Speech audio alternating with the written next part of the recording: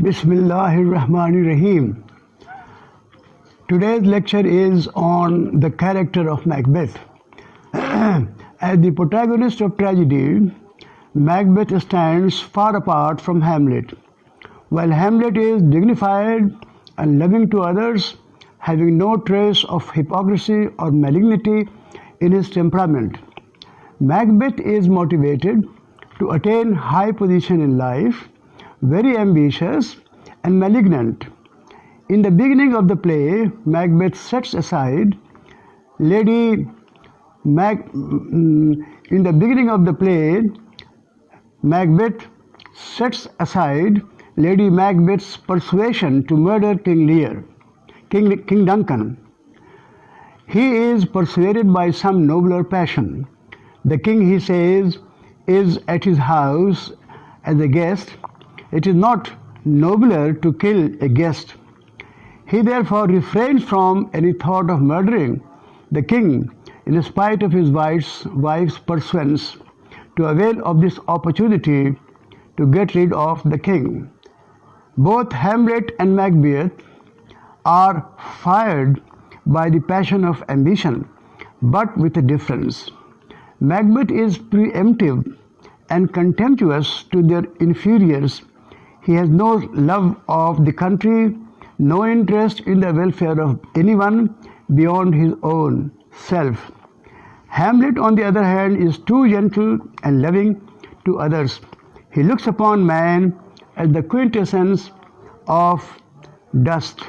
Man, he says, is gifted with nobler reason and infinite faculty. This is what differentiates Macbeth from Hamlet, so far as imagination is concerned.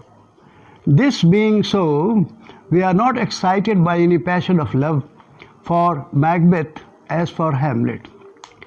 By virtue of the imagination, Macbeth is more impressed by the witches.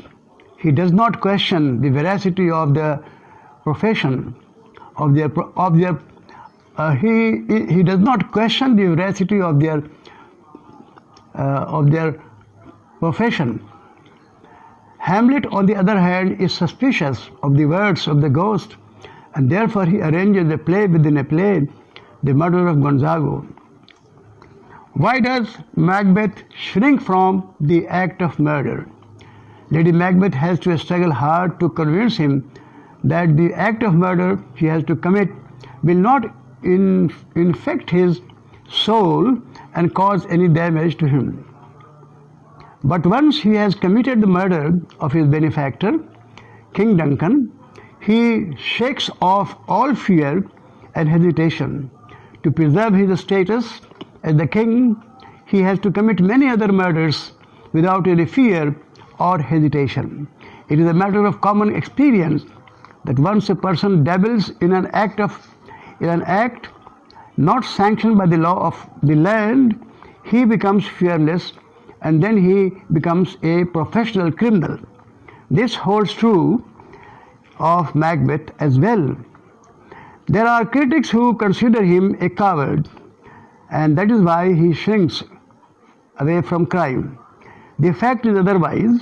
He is very courageous and bold in encountering any previous perilous action. Before committing the act of murder, he is hesitant, but once he has done the deed, he seems to be fearless. In dabbling in many other acts of murder, he kills Banquo and his sons, Malcolm and Macduff, the two surviving sons of the late King Duncan. The critics have raised yet another question: does Macbeth commit the deed at his own or at the persuasion of Lady Macbeth?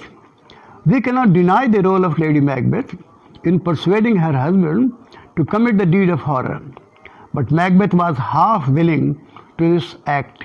He constantly fed his mind with the prophecy of the witches that he will be the king of Scotland. It was this prophecy which made him succumb to the pursuance of his wife. Thank you very much.